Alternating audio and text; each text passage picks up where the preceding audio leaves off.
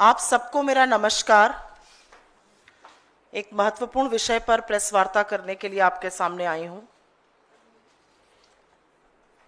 ये श्री केवी सुब्रमण्यन है, भारत सरकार में चीफ इकोनॉमिक एडवाइजर और भारत सरकार की ओर से नामांकित ईडी में एग्जीक्यूटिव डायरेक्टर आईएमएफ में थे।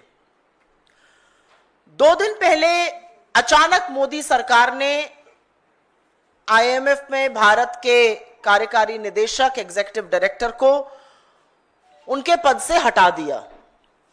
6 महीने का उनका कार्यकाल बचा था, 3 साल का कार्यकाल होता है। सरकार ने अभी तक अधिकृत तौर पर कोई भी रीजन नहीं बताया है कि इनको इनके पद से क्यों हटाया गया है, और अमूमन ऐसा होता नहीं है। 6 महीने का टाइम बचा हो, यकाएक एकदम से हटा देना, यह थोड़ा सा एक रेयर स्टेप था। आपकी जानकारी के लिए याद दिला दूं, दुरुस्त करा दूं, ये वही केवी सुब्रमण्यन जी हैं जब कोरोना काल के दौरान -24% इकोनॉमी हो गई थी तो ये वी शेप्ड रिकवरी की बात कर रहे थे। ये अलग बात है कि वो वी शेप्ड रिकवरी आज तक नहीं हुई, वो के डब्ल्यू और बहुत सारी चीजें हुई। इन्होंने सरकार का चरण वंदन करना, इन्होंने सरकार का चीयर लीडर बनने पर ज्यादा अहमियत दी, बजाय कि सरकार को कुछ अच्छे इकोनॉमिक पॉलिसीज के बारे में या आर्थिक सलाहकार के तौर पर सही राय दे सके। तो ऐसा क्यों हुआ? यकाएक एकदम से इनको क्यों हटा दिया गया? और इसमें जब थोड़ी तफ्तीश की गई, और आपको जो रिलीज दी जाएगी उसके साथ सारे डॉक्यूमेंट्स अटैच कर देंगे हम, ऐसा जबरदस्त घपलेबाजी के चलते हुआ है। सरकारी bank union bank of India, आप में से तमाम लोगों का खाता हो सकता है उसमें हो, उनके जो इंटरनल डॉक्यूमेंट्स हैं, उनके जो आधिकारिक डॉक्यूमेंट्स हैं जून और जुलाई 2024 के, उसमें से यह पूरी तरह से साफ है कि इन पूर्व मुख्य आर्थिक सलाहकार, फॉर्मर चीफ इकोनॉमिक एडवाइजर और जो इतने समर्पित चीयर लीडर हैं मोदी जी के, उन्होंने एक किताब लिखी थी जो मोदी जी को दे रहे हैं, इंडिया एट 100। इस किताब की 1 नहीं 2 नहीं 2 लाख प्रतियां यूनियन बैंक ऑफ इंडिया ने ऑर्डर करी। 2 लाख कॉपीज इंडिया एट 100 जो कि वो सौंप रहे मोदी जी को। इसकी यूनियन बैंक ने 2 लाख प्रतियां ऑर्डर करी और इसका कुल खर्च करीब करीब 7 करोड़ 25 लाख रुपए था। 3.5 करोड़ रुपए के आसपास एडवांस दे दिया गया। इसमें 1,79,450 1,89,450 प्रतियां पेपर बैग की और करीब 10,500 प्रतियां हार्ड बैग की थी। और इनका जो वितरण था, जो डिस्ट्रीब्यूशन था, वो यूनियन बैंक के जोनल ऑफिसेस, करीब 18 जोनल ऑफिस है पूरे देश में, और उनके रीजनल ऑफिसेस के थ्रू होना था। वो स्टूडेंट्स को दिया जाना था, वो उनके खाता धारकों को दिया जाना था, वो कॉलेजेस में, लाइब्रेरी में दिया जाना था। 2 लाख प्रतियां। आपकी जानकारी के लिए बस इतना बता दूं कि अंग्रेजी की बेस्ट सेलर इंडिया में अगर किसी किताब को कहा जाता है ये बेस्ट सेलर है और वो इंग्लिश में लिखी है तो वो 10,000 प्रतियां बिकती हैं। 2 लाख प्रतियां यूनियन बैंक ने ऑर्डर करी थी, करीब 7.25 करोड़ रुपए पर। ये सारी प्रतियां, जैसा कि मैंने आपको बताया, रीजनल और जोनल ऑफिसेस के थ्रू वितरित होनी थी। एडवांस 3.5 करोड़ दे दिया गया था, और जो बाकी पैसा था वो रीजनल ऑफिस को कहा गया कि जो अतिरिक्त खर्चा, जो मिसलेनियस एक्सपेंसेस होते हैं, उसमें आप दिखा दीजिएगा। अब ये भोंडा प्रचार इनका क्यों किया जा रहा है? क्योंकि इन्होंने सरकार की लगातार गलत आर्थिक नीतियों का समर्थन किया है, उसको सही ठहराया है, और बड़े ही बेहयाई से पहली की सरकारों को गलत बताया है, उनकी आर्थिक नीतियों पर जबरदस्ती की तीखा टिप्पणी की है। अब इस खुलासे के बाद, ये बहुत ही एम्बैरेसिंग, एक बहुत ही शर्मनाक खुलासा है। 6 महीने बचे थे तो वो अपने पद से हटा दिए गए हैं।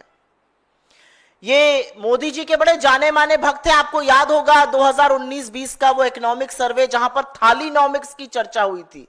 अब इनको कौन समझाए कि 52% दाम तो एक थाली का जो सिर्फ वेजिटेरियन है उसका बढ़ गया है।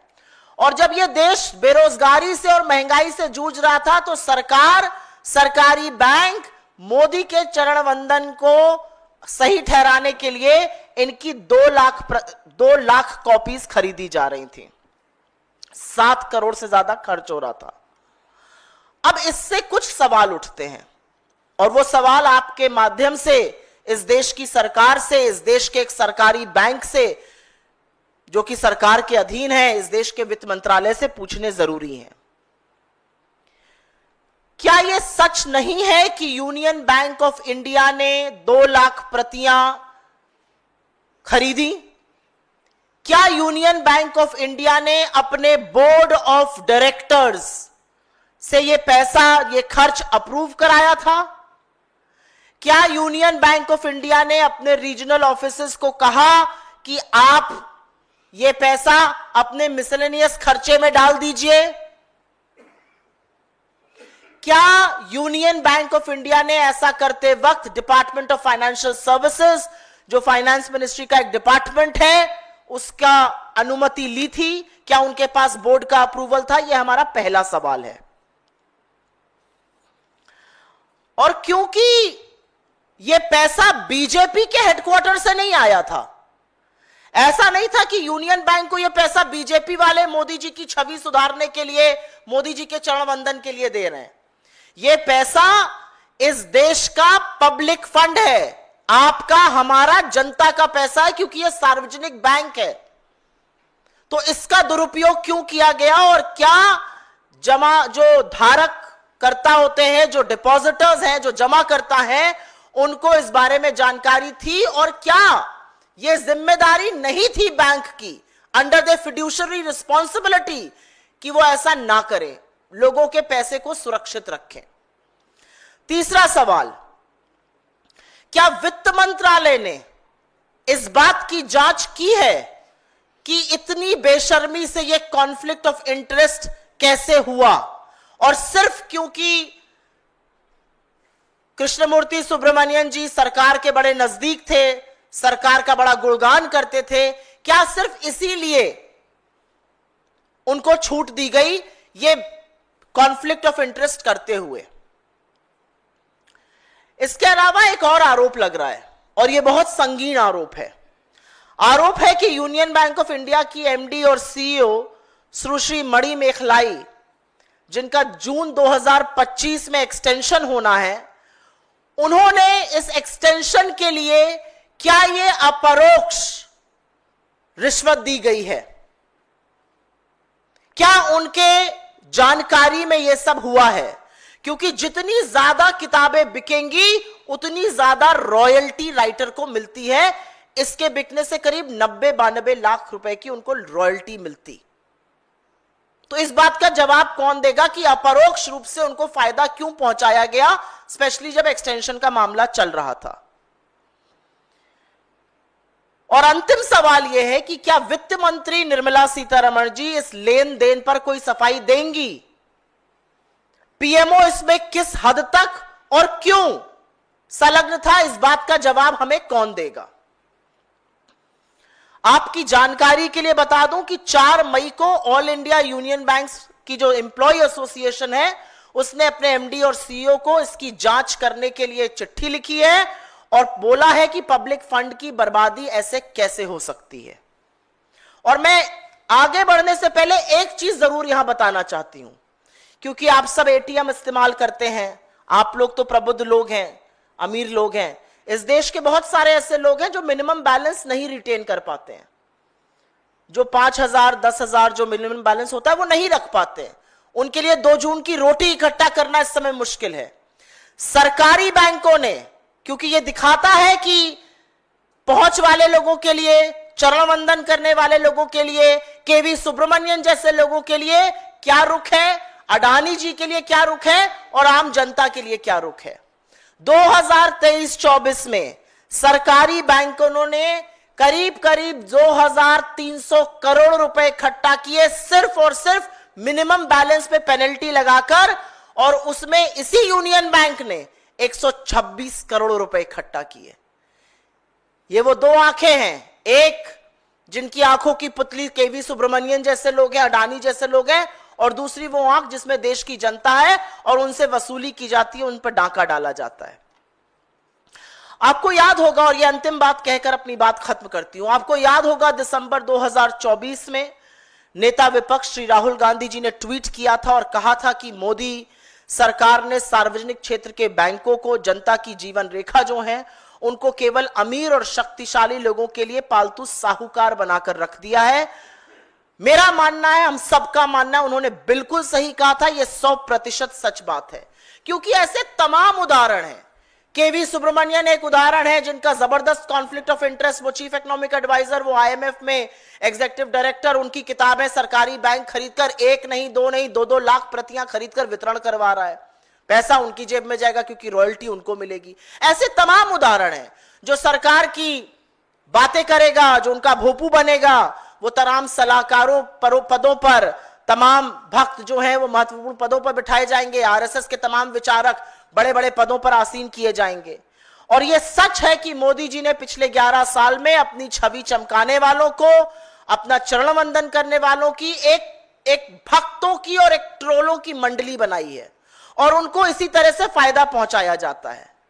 असलियत यह है कि चाहे वो राष्ट्रमित अडानी हो या आर्थिक तर्क ना देने वाले, मोदी जी के मन की बात करने वाले केवी सुब्रमण्यन हो, उन सबके लिए नए भारत में, अमृतकाल में भ्रष्टाचार के नए आयाम लिखे जा रहे हैं। लेकिन क्योंकि आईएमएफ की बात कर रही हूं, एक अंतिम बात यहां पर करनी जरूरी है, आईएमएफ से रिलेटेड है। पाकिस्तान ने आईएमएफ से करीब 1 अरब से ऊपर का डॉलर का कर्ज मांगा, 1.3 अरब डॉलर का कर्ज मांगा।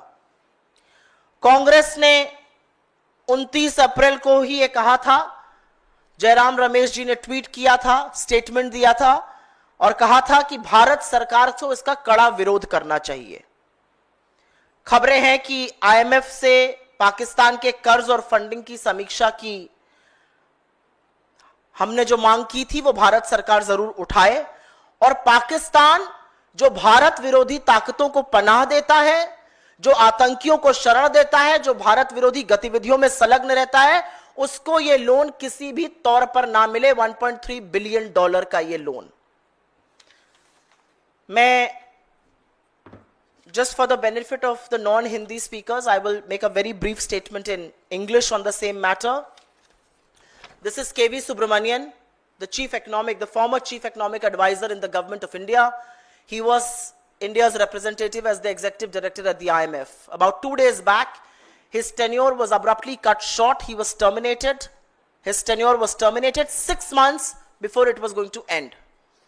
And the government has given no possible explanation whatsoever that why was his tenure prematurely terminated.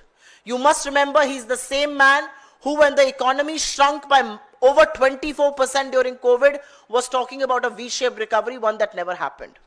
Now it comes to light in a very, and we are speaking on the basis of documents that we have seen and documents that we will be sharing with you. It has now come to light that a public sector bank, the Union Bank of India, was made to buy 2 lakh copies of his book, India at 100, one that he's seen here presenting to Mr. Modi, at a cost of 7 crore 25 lakh rupees. 3.5 crore of which was already paid in advance. These copies were to be distributed by the zonal and the regional offices of the Union Bank of India. The regional offices were told, because 3.5 crore had already been paid, the rest of the money should be listed under the miscellaneous expenses of the bank's regional offices.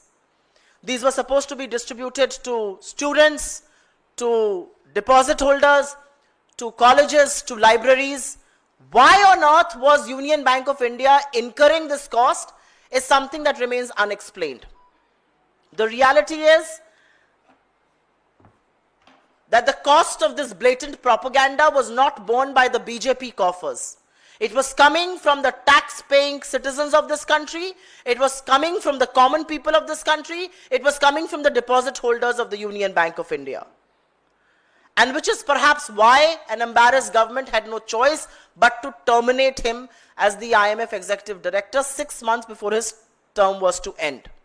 You must remember here that he's the same person who in 2019-20's economic survey spoke about Thalinomics, doesn't spare a word about how prices of food expenses have gone up by 52%, and at a time when India was struggling and reeling under high prices and unemployment, the government and a public sector bank was busy buying books to the tune of 2 lakh copies. The English bestsellers in India are the ones that sell 10,000 copies. So you can understand the amount of royalty he would have collected, and which is why some very important questions need to be raised about this wasteful expenditure. Did Union Bank of India take prior permission of its board to buy 2 lakh copies? Did it have a prior approval of the Department of Financial Services? What is the intended purpose of buying these books and distributing them through regional and zonal offices, other than the fact that he was a big cheerleader of Mr. Modi, and this was a way to compensate him for God alone knows what favors? Has the Finance Ministry investigated how could something as blatant as this conflict of interest go through, and how involved was the PMO in this whole affair? There's one very important point here. The MD and CEO of Union Bank, Ms. Mani Mekhalai, is due for an extension in June 2025. Was she involved with the decision to procure these copies? Did she approve the procurement of these copies? And was this a way to compensate through the way of royalties Mr. K.V. Subramanian? And last but not the least, what is the Finance Ministry doing to probe the blatant misuse of public funds, funds of depositors, funds of common Indians? And what was the extent of PMO's involvement, and why was the PMO involved, if at all, in distribution and procurement of these copies? I must very gently point out here that on the 4th of May, the Union Bank Employees Association has written a letter to the MD and CEO asking for a fair probe and about this wasteful expenditure. You must also be reminded here of how benevolent these public sector banks are when it comes to common people like you, me, and others. The reality is that these public sector banks in 2023-24 have collected over 2,300 crore rupees in penalty for not being able to maintain minimum balance. They charge you for ATM withdrawals, and Union Bank collected almost 126 crore alone by way of penalty. You will also remember that in December 2024, leader of opposition Shri Rahul Gandhi had tweeted that Modi government has only made public sector banks, which are the lifeline of the public, pet money lenders for the rich and powerful companies. He was absolutely right, as events since have then unfolded. There are various examples of advisors, RSS workers, cheerleaders of Modi government being appointed to important positions, and some of them being compensated like Mr. Subramanian would have been by way of a very handsome and hefty royalty. The reality is that when it comes to giving economic sane advice, that did not come in from Mr. Subramanian. He was a cheerleader who spoke the Prime Minister's Man Ki Baat instead of giving some sane economic and fiduciary advices. And while we are talking about the IMF, a related but an important issue, Pakistan has asked for a loan of $1.3 billion from the International Monetary Fund. Congress General Secretary Jairam Rameshji on the 29th of April had raised this issue and had urged the Indian government to strongly oppose this. We are given to understand that the IMF board will be reviewing this loan and funding shortly, and we hope that India's demand for rejection of this loan will be adhered to, because Pakistan, which gives shelter and indulges in anti-Indian activity, cannot be given a single penny by any multilateral agency. This is all that I have to say. Your questions are welcome. If you please ask me questions in suo motu, I'll be very, very grateful.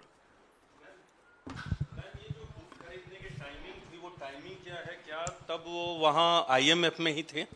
जी हाँ, ये जून, अब आपको जो हम अपने साथ press release के साथ जो डॉक्यूमेंट शेयर करेंगे, जून 2024 में ये चिट्ठियां लिखी जा रही थी, और किताबें खरीदने की बात की जा रही थी। जून 2024 में, जुलाई 2024 में आधा एडवांस दिया जा चुका था और बाकी पैसा रीजनल ऑफिसर्स को बोला गया था आप अपने मिसलेनियस एक्सपेंसेस जो अतिरिक्त खर्चा दिखाते हैं उसमें दिखा दीजिए और ये किताबें खरीद कर बांटिए। ये किताबें क्यों खरीदी जा रही थी, इसमें ऐसा क्या लिखा हुआ है, ये केवी सुब्रमण्यन की किताबें कॉन्फ्लिक्ट ऑफ इंटरेस्ट इतना जबरदस्त है, इस पर सवाल उठाना जरूरी है।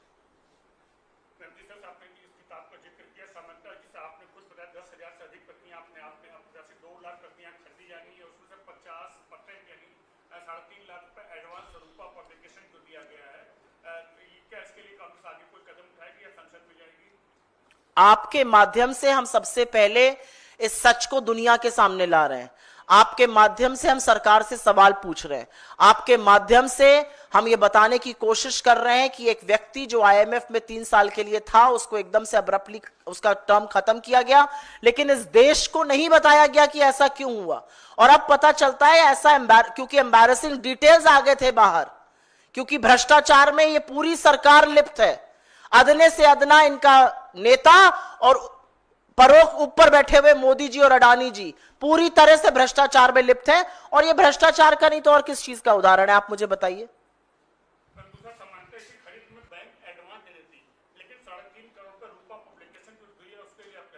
तो एडवांस ही दिया ना, जो 3.5 करोड़, 7 करोड़ 25 लाख का टोटल बिल था, 3.5 करोड़ एडवांस दिया गया। ये किसका पैसा था? ये एमडी और सीईओ या बीजेपी के खाते से तो नहीं आया था। ये पैसा डिपॉजिटर्स का है, ये पैसा पब्लिक फंड है, वो पब्लिक सेक्टर बैंक है। पब्लिक सेक्टर बैंक में फंड इन्फ्यूजन किया जा रहा है और यहां पर ये फंड से बाबुओं की किताबें खरीद कर बेची जा रही हैं। ये कैसे किसी तरह से माना जा सकता है? ये कैसे स्वीकार किया जा सकता है?